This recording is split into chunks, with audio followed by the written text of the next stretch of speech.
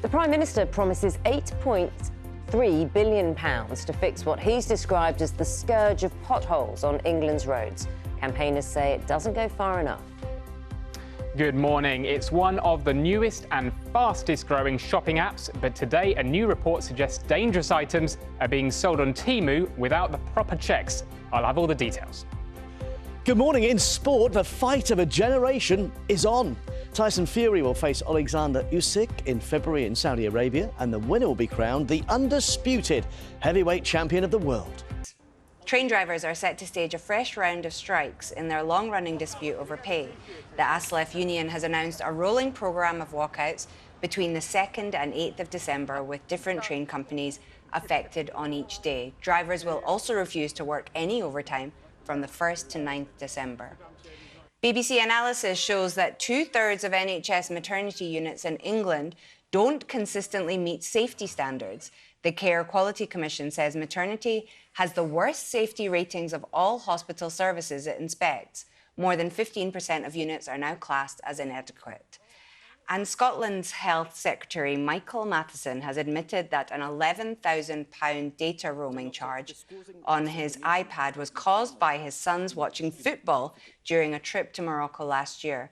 The expense was initially paid for by the Scottish Parliament, but he's since paid the money back and referred himself to Parliament for further investigation. The National Grid has told Sky News the UK's energy transition to low-carbon power sources will fail if a huge upgrade to its infrastructure is delayed or derailed. The development includes a 110-mile pylon route, which local opposition groups are campaigning against, which stands to impact the UK's net zero targets. Let's bring you up to date with the papers. The Guardian reports that 60 senior female staff have written a letter alleging sexual assault and harassment from male colleagues at the Ministry of Defence. Now, in response, the MOD says it's taking action to tackle the issues raised. Times has a story on government proposals to strip some benefit claimants of their rights to free NHS prescriptions, dental care and help with energy bills if they refuse to look for a job or undertake work experience. We're going to be talking about that in about 10 minutes' time. Now, the Mirror has a story about the possibility of Christine Keeler being cleared of perjury due to new evidence. Now, Christine Keeler was a model who found herself at the centre of an affair which rocked the British establishment in the 1960s. And just look at the BBC News website. One of the most read stories there tells how a prolific annual meteor shower, the Leonids, will be streaking across UK skies in the early hours of Saturday and Sunday. That's one for Matt, and we'll find out more for him. The skies need to be clear for us to see that, don't they?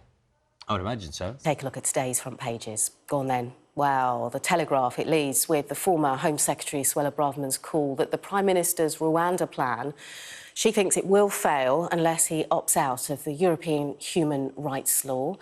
How about the Daily Mail? Their headline, unelected lords plot to block Rwanda law that could end scenes like this. And the Daily Express reports on the pro-Palestine protests at the Royal Artillery. The Financial Times suggests the Chancellor, Jeremy Hunt, could look to woo back older voters by cutting inheritance and business taxes. And The Guardian, well, its front page covers a story about dozens of women who have described the Ministry of Defence as having a toxic culture, alleging sexual assault and other abuse by male colleagues. The Ministry of Defence say they're extremely concerned about the complaints made. And the Metro, well, it's focusing on Derbyshire Police after a young woman, that's Gracie Spinks, was killed by a man she'd told them was stalking her. The Eye warns of new benefits crackdown if those with jobs don't accept work.